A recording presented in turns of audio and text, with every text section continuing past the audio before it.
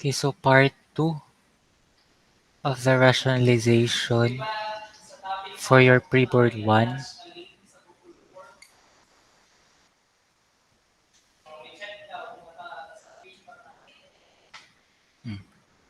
So let's proceed to the next item. A teenaged daughter was being checked by her mother regarding the hemline of her new dress. It is very short, revealing half of her thigh. She argued, Anne Curtis looks so pretty on TV. My classmates and I decided to shorten our dress. Does this show Bandura's learning theory? If yes, state it. State it. If no, why? Option number one. No observers find it difficulty to replicate someone's behavior. No, no observers find it difficult. Observers though find it difficult to replicate someone's behavior.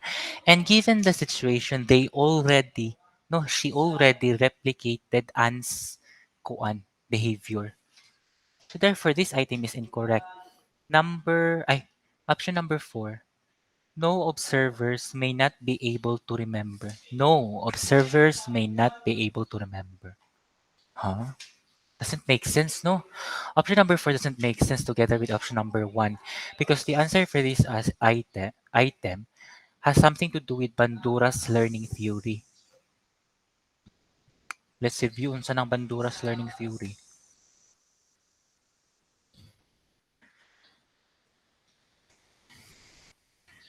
The importance of observing, modeling, and imitating the behaviors, attitudes, and emotional reactions of others.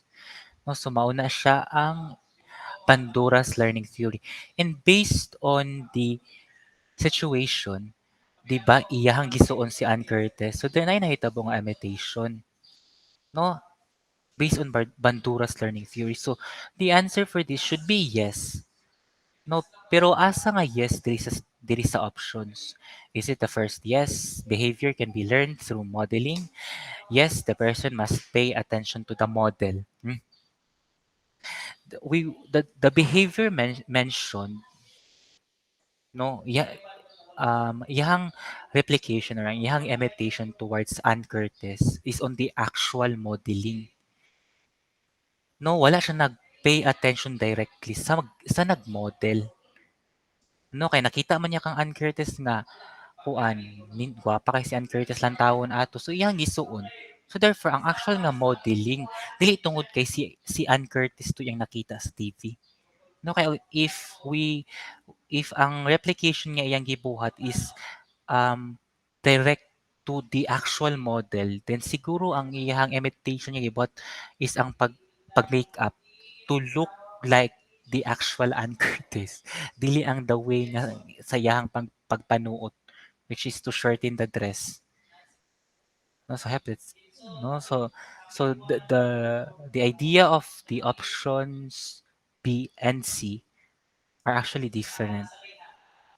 No, sa option number two, we are pertaining to the actual behavior of modeling. Wherein sa option number three, we are pertaining to the person who is the model. No? So that's why the correct answer is option number two. Next, the key concept in Bandura's social learning theory requires the following conditions to be present for observers to learn from a model. So, haraman ang present ani.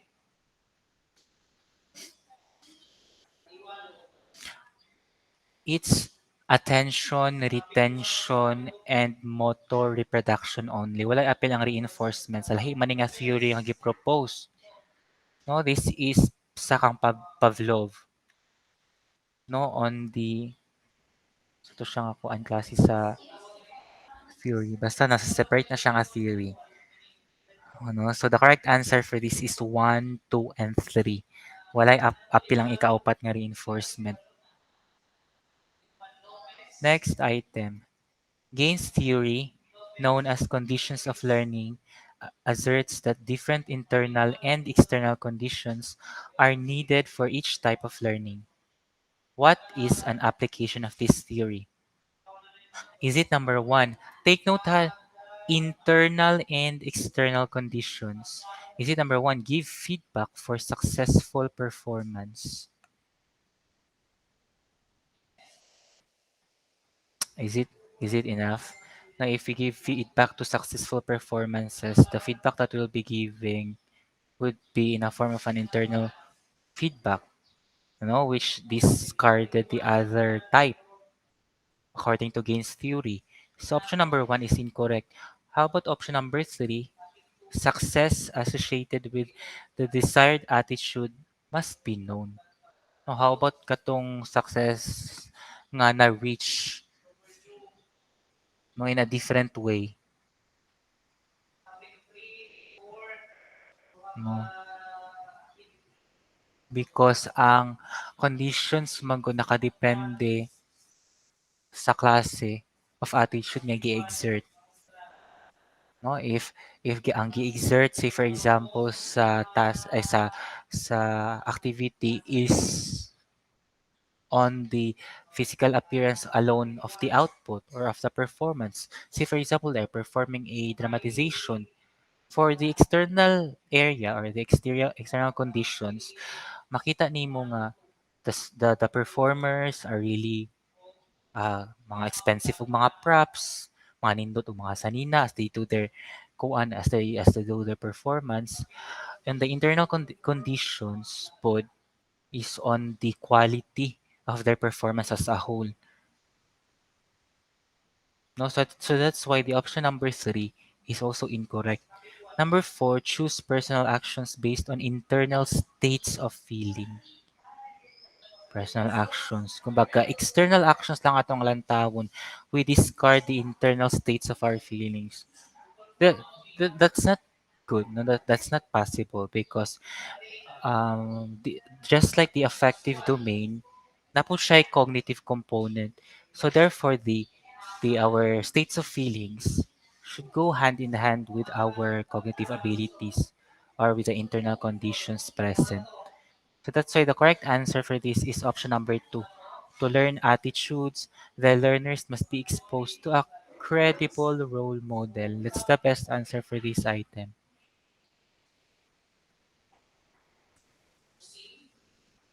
Next, lessons depicting historical events like Declaration of Independence on June 12 and Rizal's execution at Luneta can best be taught through which of these methodologies?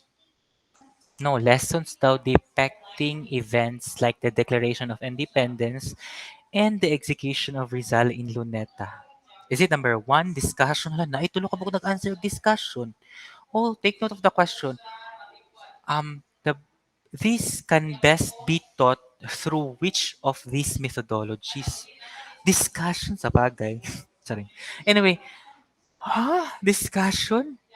Now, do you think how many senses ang involved if ang teacher na ang methodology sa teacher kay pag-discuss lang, di ba grabe ka traditional siya, mag-yaw-yaw siya everything about these historical events on how na-declare nga Independence Day ang June 12 o giunsa pag-execute si Rizal. Noon sa nga senses ang na-involve diyan ha, murag auditory lang no, nga senses, more limited ra kay sa nga tanan. Therefore, if na nadunggan ra nila nga idea about this independence and execution of Rizal, dili siya best. No, we can actually make identify this as the best methodology that should be used. Ano man, kay isa ra man ka sense ang nakuan, ang ning pang-ibabaw sa ilaha. Sa may tendency if limited ra ang senses nga na-involve sa learning, dili siya ma-stored sa long-term memory. They were not able to execute the actual idea. No, they were not able to apply. How about number two? Team teaching. No, it's almost the same with discussion. It's just that they're going to do this collaboratively. No, they're going to share the idea. That's also a good thing, pero it's not the best methodology to use. How about narratives na samot? No, mag-narratives lang sila. Long, once upon a time, blah, blah, blah. No, June 12 was declared as Independence Day because blah, blah, blah, blah, blah, blah. Because the best methodologies that we should be using, especially in a situation such as like this, is on role playing. No, kinsa man ang mga individuals, kinsa man ang mga tao nga na-involve in the declaration of our independence.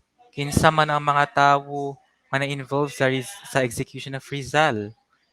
So, the best methodology that should be used by the teacher is on role playing. No, para ma-visualize yun og ma-perform yun sa mga estudyante, ma-put yun nila ilahang kaugalingon sa actual nga situation ba. Dili lang kay makuha nila or makot nila ang idea based sa kuan discussion lang sa teacher alone because that's very traditional. Grabe siya ka teacher centered and that's not a good thing. Next, in implementing an inquiry approach, recommend the most effective component to facilitate the smooth probe of the concept to be learned. Probe ha, probing. Now, if you're familiar with probing, sana siya?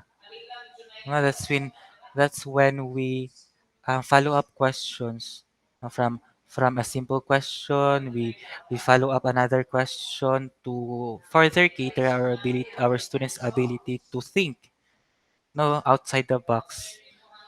Say for example, mangutana ka nga, kuan, why is it nga colorful ang rainbow? Then dagaan ka nila, I mean, what are the colors of the rainbow?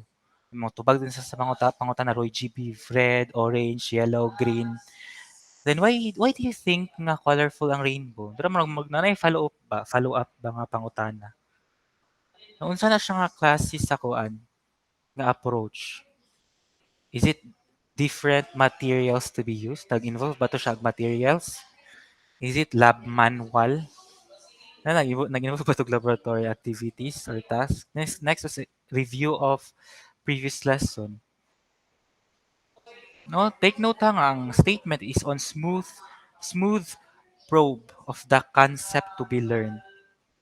No, so therefore, the correct answer for this is on appropriate questioning techniques. No, we assess our students' prior knowledge through the art of questioning before we officially introduce to them our lessons. Or perhaps we also do probing or the art of questioning after we had introduced the topic sa atong mga estudyante. So that's why the correct answer for this is appropriate questioning techniques. Next, field trip is an effective way of teaching where organisms could be observed in their natural habitat, active and responding to stimuli in the environment. In addition, what values are developed among the students during and after the trip? Maunang, if our teachers or instructors would like us to have a field trip related to our lessons or to our topics of the class, dito mo reklamo kay another pyronon na sad, another kuan na sad. We should be mindful of the advantages of having a field trip. No, there's a very huge or amazing advantage or advantages that we can get from a field trip. Nahaman atong mga advantages sa makuha nato sa field trip. Is it number one, freedom in an open space than in a classroom? No, mura tayong makabuhi sa may nag-answer dirig duha ka buok. Mo din ni siya ang reason nga nung mag-field trip. Daw sa nga mo din siya ang values behind field trips nga magka-freedom ta para makagawa sa classroom mo din tag nakabuhi sa kwadra kay makaadto tag laing lugar. No na nag-answer og duha. Mahalataan jud nimo ba? Mahalataan jud nimo ang purpose nga nung naiuban pa nga ganahan og field trip. Maglaag-laag. Makaadto og other open space outside the classroom. That is not the values that should be developed behind the field trip. Next is on the spot observation to keep them active. On the spot observation to keep them active. This is also one of the advantages, but there are also other strategies that a teacher can use even inside the classroom lang to make the students active. No, perhaps being enthusiastic, no, being creative sa iyang mga visual aids. Those are also things nga pwede niya gamiton to retain the students' attention and keep them active from sa pagpaminaw sa imuha as a teacher. Dili lang through a field trip. So therefore, option number three should is not also the correct answer. This is not the real or the actual values na ma-develop sa mga estudyante during the field trip. Next is consideration of the rights of others. Oh, char.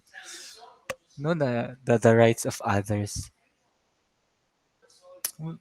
Unsa nga others ang giminatuan in consideration of the rights of others? The rights of the organisms nga atong bisitahon. That's also part of it. We have to respect the natural habitat of the, say for example, in our science lessons, bisita mag-field trip ta og zoo. We have to respect the differences of the habitat of these particular animals. However, that's not a particular values. That's not a specific value nga ma-develop sa field trip. No, because the correct answer for this is love of nature. Ma-appreciate sa mga estudyante that the structure of a particular ecosystem na ilang bisitahon, especially if it's related to science lessons or science topics. Next is on proper behavior during explorations. They will be told by the teachers or the instructors the things that they should be doing during the actual field trip. They will be taking down notes. They will be taking pictures. They will be observing the the organisms in their natural habitats, and they will be writing down their particular observations. No, then they will be able to develop an appreciation of the diversity of the of the living beings or of the living things in our world. No, so those are the values that are expected to be developed among the students during the field trip. Next, action research is a self-assessment procedure which teachers can undertake to gather reliable information about their teaching practice in a particular learning context. Nganong kuan man, nganong sa tawag na self-assessment procedure maning action research. Because the teachers in here no will assess their own teaching strategies and techniques or methodologies. No, if naay teaching strategies nga feeling nila effective, nga dili di ay sa real classroom setting, then perhaps they'll be able to conduct an action research from that particular ineffective kuan methodology, no? Then mag-conduct slag action research gikan ana then what are the possible things perhaps nga ilang mabuhat in order to make it kuan effective para sa mga estudyante. So that's why it's a form of a self-assessment for the betterment of their teaching practices. The results can assess them in appraising one's own what? Is it a classroom atmosphere? Classroom atmosphere lang ba? No, if mag-undertake pa ka og action research based on your teaching practices, malighten lang ba ang atmosphere sa classroom? Dili. Next is on social interaction with their students. Actually, that's important, but that's not the correct answer because the purpose of an action research really is to improve their practices as a teacher. Dili lang solely on the um, communication between the teacher and the student. Next is on right and wrong perceptions. Dili. Dili ra gihapon siya. No, there's going to be an exchange of ideas between the teacher and the student. No, and in case na yung mga experiences sa mga estudyante that goes against the idea or the concept nga mong itudlo, then that's the time there will be misconceptions nga ma-develop na kailangan mong i-correct. But that's not the purpose of the question, no, on making an action research. Because again, the correct answer for this item is option number 4. This is to improve the teacher's knowledge of her or his teaching procedure or teaching practices. That is why again, action research is self-assessment procedure on the teacher's end. Next, a teacher's portfolio contains valuable information and evidence that can be analyzed regarding what? A problems encountered, No, 'di ba when we say portfolio, even sa portfolio sa mga estudyante, nakapaloob dapat dianhi ang mga relevant, accomplishments sa mga estudyante 'no, ilahang mga performances, ang mga ilang improvement kumbaga, ilang growth sa klase nakapaloob sa portfolio. It's also the same thing with the teacher's portfolio. Portfolio na siya dili para butangan og lista sa mga problema nga na-encounter. Butangan na siya sa mga new knowledge nga na-gain sa teacher. So that's why the correct answer for this item is option number 3. No, ilang mga accomplishments in the that made their teaching practices better. Nadara ibutang sa teacher's portfolio. Dili lang ang mistakes corrected, ang mga bati nga nabuhat sa teacher ibutang sa portfolio. It's actually the other way around. It should be the good things nga nabuhat sa teacher ang ibutang sa iyang portfolio. Next, journals written by students at the completion of day's lesson will reveal which information that can be served as a guide in planning the next lesson. So, as a teacher, no, kay importante man nga matouch po nato ang affective domain sa atong mga estudyante. And it could be in a form of a journal. And as a teacher, imo po nang basahon ilang mga journal and also consider it as a basis for you in planning the next lesson. No, so ang question diri, which information that can be served as a guide in planning the next lesson? Which information sa journal man ay consider sa pagplano sa next lesson? Is it number one, part of a lesson well understood or not? Kay basig na ay part sa journal nga gibutang sa estudyante nga wala jud kay ko nakasabot ani nga area. No, wala kay ko nakasabot ani sa discussion ni teacher. So number one should be considered also. No, kay it will identify man kung which specific topic of the previous lesson ang i-review sa teacher. Mas i-highlight pa niya para mas na-clarity nga mahitabo. Next is on topics most interesting. Nga i-consider po nato ang topic nga interesado ang mga estudyante. So therefore, number 2 should also be included. Number 3, difficulties experience. No. Kay, again, sa journal sa estudyante, isulat man na nila tanan-tanan diyan ha, ang mga parts sa lesson nga wala nila nasabtan, ang ilahang mga hinaing regarding sa teaching practices and methodologies nga ginagbuhat or ginagamit sa teacher basig gibutang nila sa journal nga na-experience nila nga wala kay sila kasabot because ang teacher paspas kay pagka-discuss. Wala naghatag og enough examples, concrete evidences, wala nag-contextualize sa klase. Then that should also be considered sa imuhang sunod nga klase or lesson. Mao nang sa imong sunod nga lesson, na kay i-modify gud sa imong methodologies and practices considering those difficulties nga na-encounter sa mga estudyante in the previous lesson. Number 4, emotional state throughout.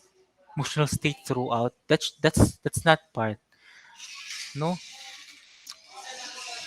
Dili na nimo na siya i-consider kanang mga na sila yung mga part dito silang journal nga istorya nga I I'm not really I wasn't really paying attention much sa klase because gihilantan ko.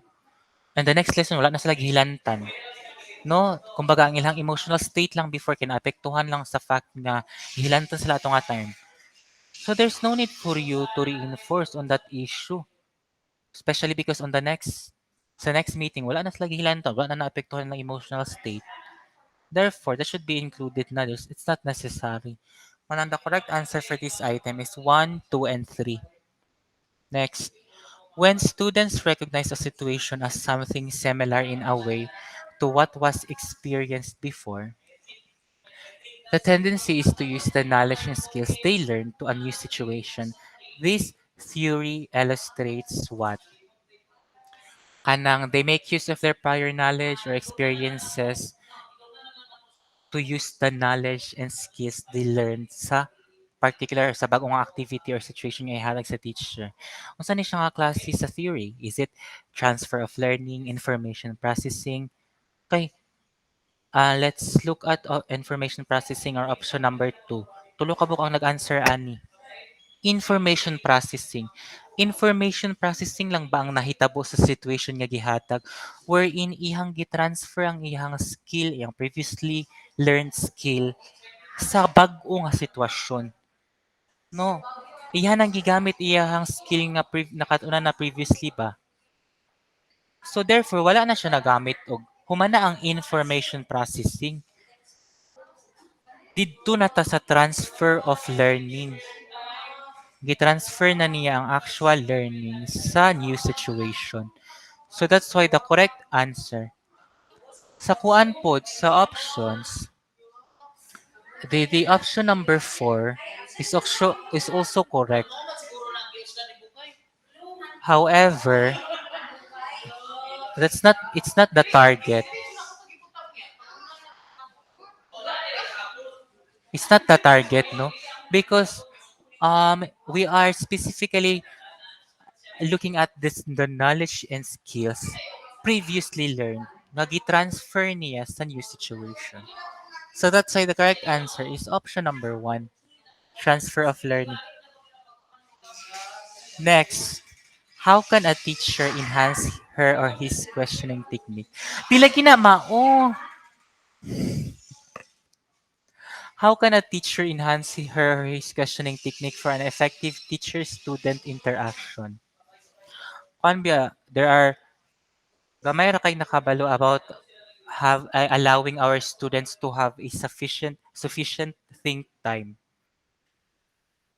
Kay ang mga teacher ba when they ask questions sa mga estudyante especially during oral recitations, wala pa'y 7 seconds, wala pa'y perhaps 3 second pa lang daan nga wala ka hatag og answer ang estudyante kay manawag na taglaing estudyante. That's not the correct thing to do as a teacher. If you make use of any questioning technique, no, and because if yung na yung mga strategy as a teacher, dili na siya effective nga technique. Now we should be giving our students at least 7 to 10 seconds think time to respond to the question. Dili na ning mga other options di ari nga extend wait time until the student responds. What if 5 na ka oras dahil makastubag imong estudyante?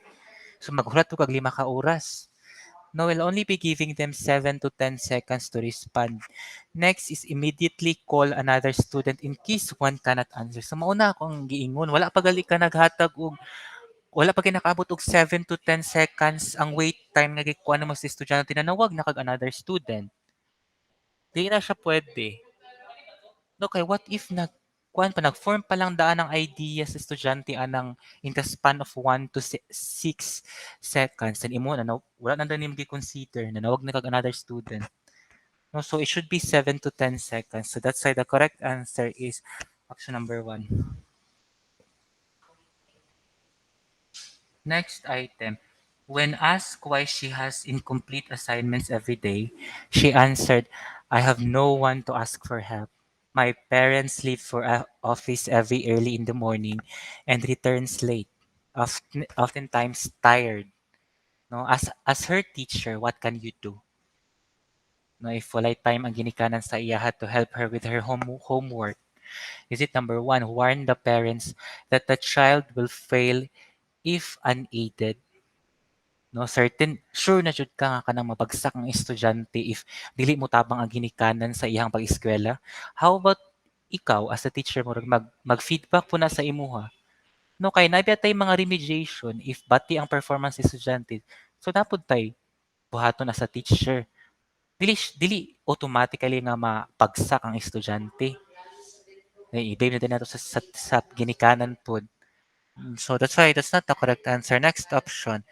Write the parents about the responsibilities in helping their children as learners, right? Nasulatan ba nato? Or we kuan na lang, we communicate diretso sa atong mga ginikanan ilang ang problema sa anak. Next, advise her to talk to her parents for much need help. Buing. Wala gali time iyang ginikanan, mo na nung i-advise ng estudyante to talk with her parents.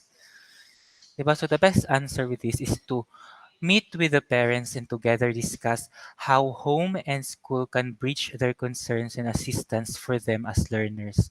Because again, no, it's not the sole responsibility of the teacher to educate the child.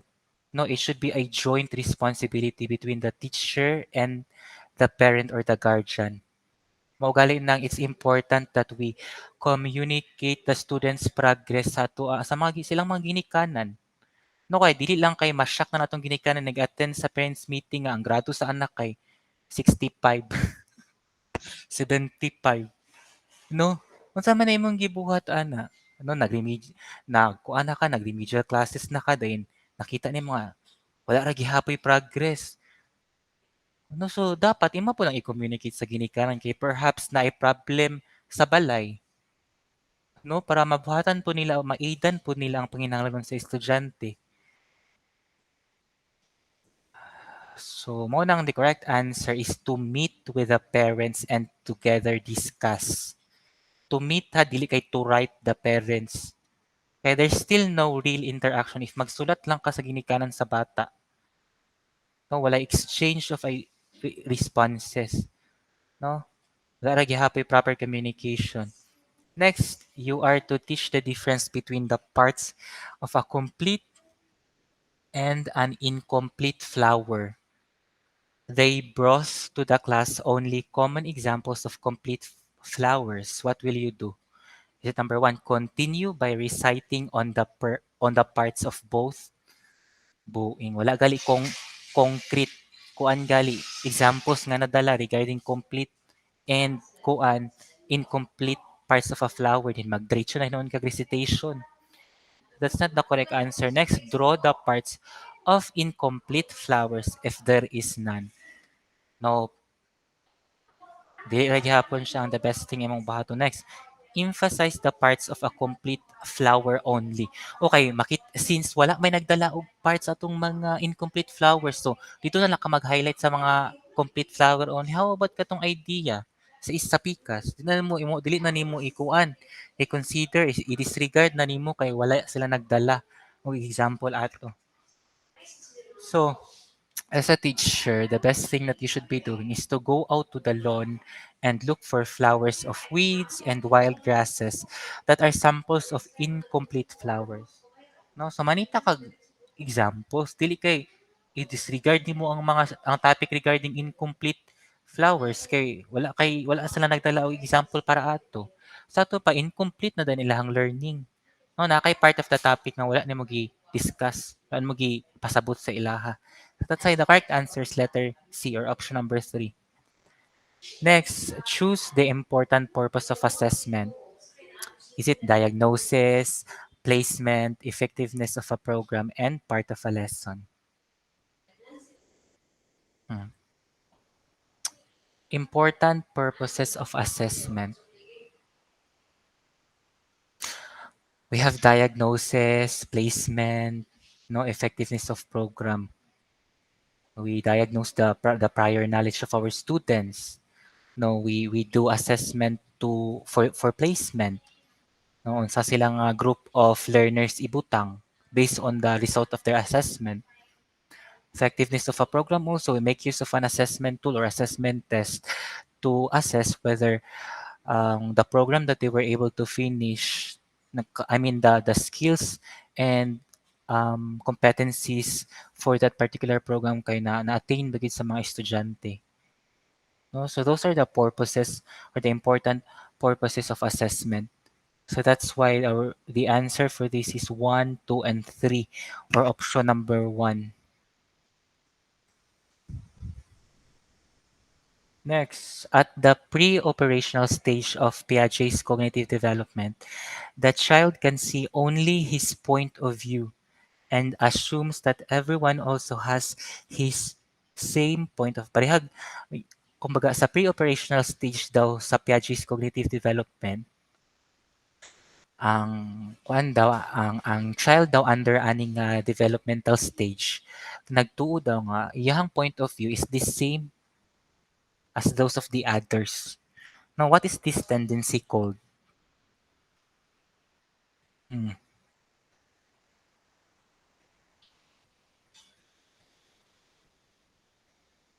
Is it transductive reasoning, animism, conservatism? No, sa itong when we say transductive reasoning,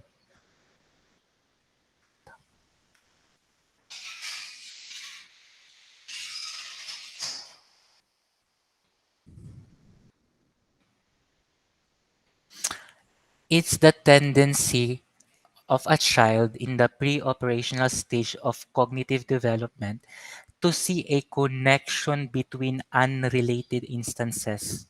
There should be a connection between sa idea nga na form sa iyang mind and ang iyang which is kuan dili siya connected sa actual situation nga imong ihatag or example.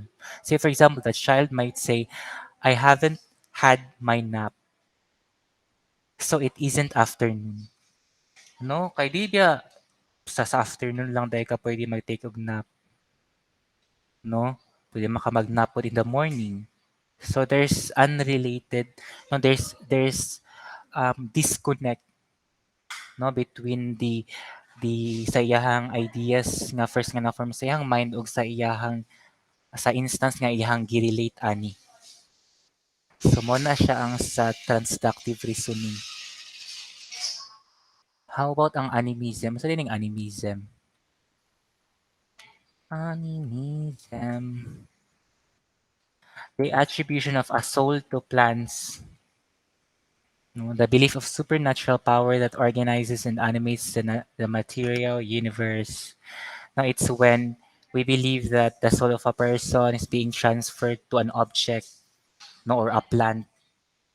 That's a form of animism. So that's why it's not the correct answer. No, it's actually egocentrism. No, murag unreceptive siya sa other people's point of view and would only think sa iyaha as the correct, no, as the correct point of view. Dili siya mo-consider sa other ideas, other point of view. So that's why the correct answer is option number 3, egocentrism. So for the next item will be the last item for this part of the rationalization. So the next item will be continued sa separate video, no, which will be the part 3. Next is a child was shown an amount of water in glass.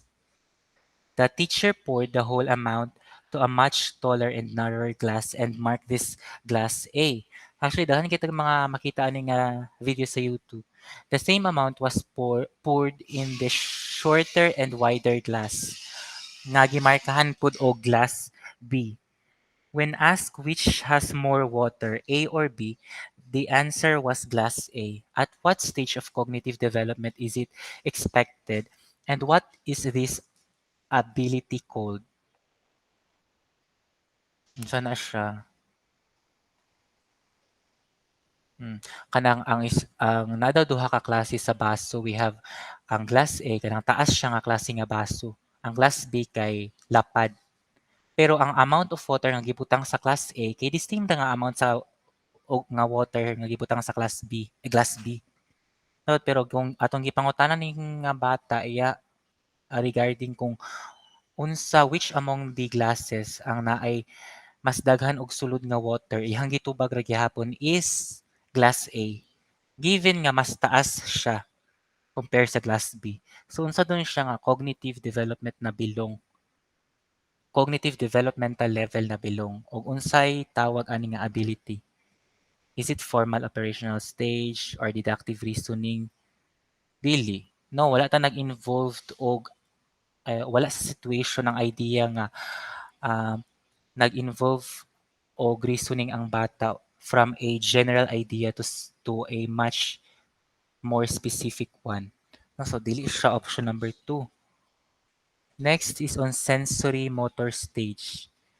Symbolic functions, no? Wala. No, wala man siya nag-involved og kuan no, sensory activities which eventually represent symbolic functions. So dili po siya option number 3. Dili po siya centration. No, kay unsa rin yung pre-operational centration nga to ang gimin.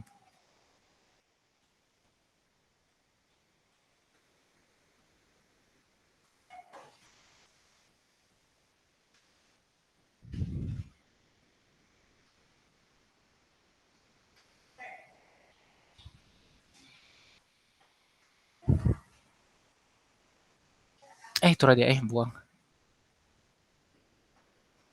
Centration is the tendency to focus on one aspect of a situation to the exclusion of others.